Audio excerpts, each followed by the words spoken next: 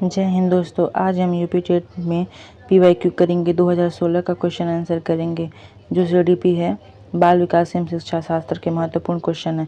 तो TN मेंटोरा channel में आपका स्वागत है। तो हम अपना क्वेश्चन आंसर स्टार्ट करते हैं। हमारा आज का पहला क्वेश्चन है, कोलबर्ग का सिद्धांत निम्न में से किस विकास से संबंधित है? तो कोलबर्ग का सिद्धांत निम्नलिखित में से नैतिक विकास के सिद्धांत पर आधारित है, सिद्धांत से संबंधित है। इसका ऑप्शन नंबर सी सही हो जाएगा। अगला प्रश्न कह रहा है कि कोलबर्ग के नैतिक विकास के सिद्धांत में कितने स्तर और कितने चरण बताए गए हैं? तो कोलबर्ग के नैतिक विकास के सिद्धांत में 3 स्तर और 6 चरण बताए गए हैं। इसका ऑप्शन नंबर बी सही हो जाएगा। अगला प्रश्न कह रहा है,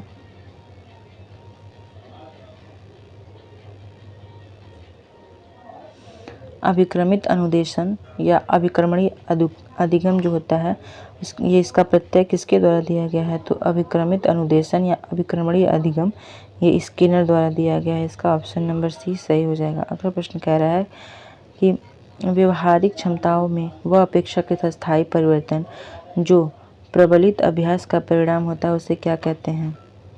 इसका ऑप्शन नंबर ए सही हो जाएगा। इसे अधिगम कहते हैं। जो व्यवहारिक क्षमताओं में अपेक्षाकृत अस्थायी परिवर्तन और प्रबलित अभ्यास का परिणाम देती है उसे अधिगम कहते हैं, यानी कि सीखना कहते हैं। इसका ऑप्शन नंबर ए सही हो जाएगा। अगला प्रश्न कह रहा है,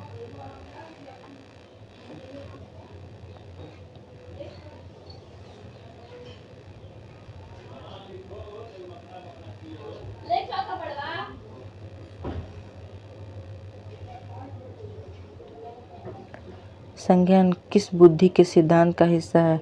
तो संज्ञान गिलफोर्ड का सिद्धांत की बुद्धि के सिद्धांत का हिस्सा है। इसका ऑप्शन नंबर सी सही हो जाएगा। अगला प्रश्न कह रहा है कि 8 वर्ष के बच्चे की मानसिक आयु 10 वर्ष है तो उसकी बुद्धि लब्धि कितनी होगी? तो इसकी बुद्धि लब्धि 125 होगी। तो मानसिक आयु है जो वो 125 होगी। इसका ऑप्शन नंबर डी सही हो जाएगा। अगला प्रश्न कह रहा है कि संवेग का कौन सा सिद्धांत इस विचार को मानता है कि संवेगात्मक अनुभव संवेगात्मक व्यवहार पर आधारित है?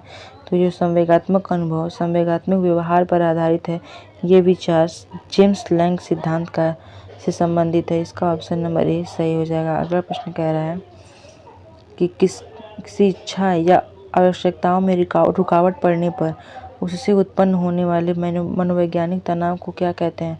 तो जब हमारी किसी जो इच्छा या आवश्यकता जब पूरा नहीं होता है तो उससे उत्पन्न होने वाली जो मनोवैज्ञानिक जो तनाव होती है उसे फ्रस्ट्रेशन या कुंठा कहते हैं। इसका ऑप्शन नंबर बी सही हो जाएगा। अगला प्रश्न कह रहा है कि निम्नलिखित में से कौन सा सीखने का मुख्य नियम नहीं है? तो इसमें सीखने का मुख्य नियम तनाव का नियम नहीं है, तत्परता का नियम, अभ्यास का नियम और प्रभाव का नियम ये थॉर्नडाइक का है। ये थॉर्नडाइक का नियम है, ये तनाव का नियम नहीं है। इसका ऑप्शन नंबर डी सही हो जाएगा। अगला प्रश्न कह रहा है कि जीन पियाजे मुख्य रूप से किसके अध्ययन के लिए जाने जाते हैं? तो जीन पियाजे मुख्य रूप से संज्ञानात्मक विकास के लिए जाने जाते हैं, संज्ञानात्मक विकास के अध्ययन के लिए जाने जाते हैं।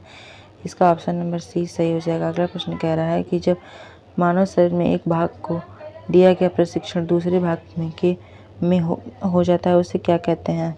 तो इसे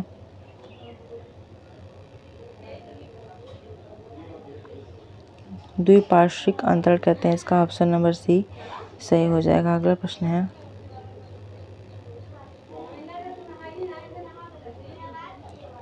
दिए हुए प्राप्तांकों के समूह में जो प्राप्तांक सबसे अधिक बार आता है उसे क्या कहते हैं? उसे बहुलक कहते हैं, यानी कि जो संख्याएं बार बार आती हैं और उसे बहुलक कहते हैं। इसका ऑप्शन नंबर ए सही हो जाएगा। अगला प्रश्न कह रहा है कि क्रिया प्रसूत अनुकूलन सिद्धांत यानी कि ऑपरेंट कंडीशनिंग का सिद्धांत किसने दिया है? तो ये स्किनर ने दिया है। इसका ऑप्शन नंबर बी सही हो जाएगा। अगला प्रश्न कह रहा है कि अल्बर्ट बंडूरा निम्नलिखित में से किस सिद्धांत से संबंधित हैं? तो अल्बर्ट बंडूरा सामाजिक अधिगम सिद्धांत से संबंधित हैं। इसका ऑप्शन नंबर ए सही हो जाएगा। अगला प्रश्न कह रहा है कि मानसिक आयु का प्रत्यय किसने पहले दिया था।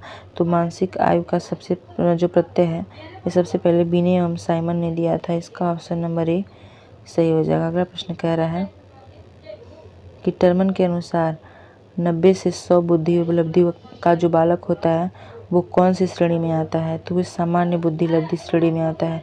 इसका ऑप्शन नंबर बी सही हो जाएगा। अगला प्रश्न है कि सीखने से संबंधित परिवर्तन सिद्धांत में पावलोव ने किस पर प्रयोग किया था। तो जो सीखने के प्रति परिवर्तन सिद्धांत है वो पावलोव ने कुत्ते पर जो अपना प्रयोग किया था। इसका ऑप्शन नंबर बी सही हो जाएगा। ये बहुत ही इंपॉर्टेंट क्वेश्चन है। ये 2014 में भी इस क्वेश्चन को देखा गया था। अगला प्रश्न कह रहा है कि सूझ या अंतर्दृष्टि द्वारा सीखने का सिद्धांत किसने प्रतिपादित किया था। तो सूझ या अंतर्दृष्टि यानी सीखने का सिद्धांत ये कोहलर ने दिया था। इसका ऑप्शन नंबर बी सही हो जाएगा। अगला प्रश्न कह रहा है कि कार्य को आरंभ करने, जारी करने और नियमित करने की प्रक्रिया क्या कहलाती है। तो कार्य करने और आरंभ करने और जारी रखने के लिए जो नियमित प्रक्रिया होती है वो मोटिवेशन कहलाती है। इसका ऑप्शन नंबर ए सही हो जाएगा। अगला प्रश्न कह रहा है कि विस्मृति भूलने को कम करने के लिए सही उपाय क्या है।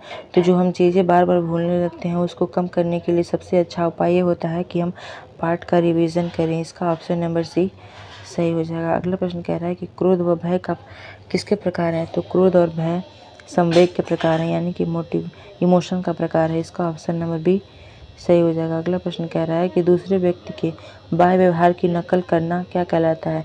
तो जो दूसरे व्यक्ति को हम देख करके सीखते हैं उसकी इमिटेशन यानी अनुकरण कहते हैं। इसका ऑप्शन नंबर बी सही हो जाएगा। अगला प्रश्न कह रहा है कि यदि पूर्व ज्ञान व अनुभव नए प्रकार के सीखने में सहायता करते हैं तो उसे क्या कहते हैं। तो ये धनात्मक प्रशिक्षण स्थानांतरण कहलाता है। इसका ऑप्शन नंबर बी सही हो जाएगा। जो हम पूर्व ज्ञान के अनुभव के आधार पर जो हम नया सीखने में हम उससे मदद लेते हैं वो धनात्मक स्थानांतरण कहलाता है। इसका ऑप्शन नंबर बी सही हो जाएगा। अगला प्रश्न कह रहा है कि सीखी हुई बात को स्मरण रखने या पुनः स्मरण कराने की असफलता क्या कहलाती है। जो सीखी हुई बात को स्मरण रखने या पुनः स्मरण करने की असफलता यानी कि जो हम जो सीखे रहते हैं वो भूल जाते हैं वो क्या कहलाती है, वो फॉरगेटिंग यानी विस्मृति कहलाती है। इसका ऑप्शन नंबर सी सही हो जाएगा। अगला प्रश्न कह रहा है कि भाटिया बैटरी का प्रयोग निम्नलिखित में किसके मापन के लिए किया जाता है। तो भाटिया बैटरी का प्रयोग निम्नलिखित में से बुद्धि का मापन के लिए किया जाता है। इसका ऑप्शन नंबर सी सही हो जाएगा। अगला प्रश्न कह रहा है कि स्टेनले हॉल का सिद्धांत निम्नलिखित में से किसकी व्याख्या करता है। तो स्टेनले हॉल का जो सिद्धांत है वो किशोरों का मनोविज्ञान की व्याख्या करने के लिए किया जाता है। इसका ऑप्शन नंबर डी सही हो जाएगा। अगला प्रश्न कह रहा है कि मानव व्यक्तित्व के मनोलैंगिक विकास यानी कि साइकोसेक्सुअल डेवलपमेंट को किसने महत्व दिया था। तो जो साइकोसेक्सुअल डेवलपमेंट है ये फ्रायड ने इसको महत्व दिया था। इसका ऑप्शन नंबर डी सही हो जाएगा। अगला प्रश्न कह रहा है कि मनोविज्ञान की प्रथम प्रयोगशाला किसने स्थापित किया था।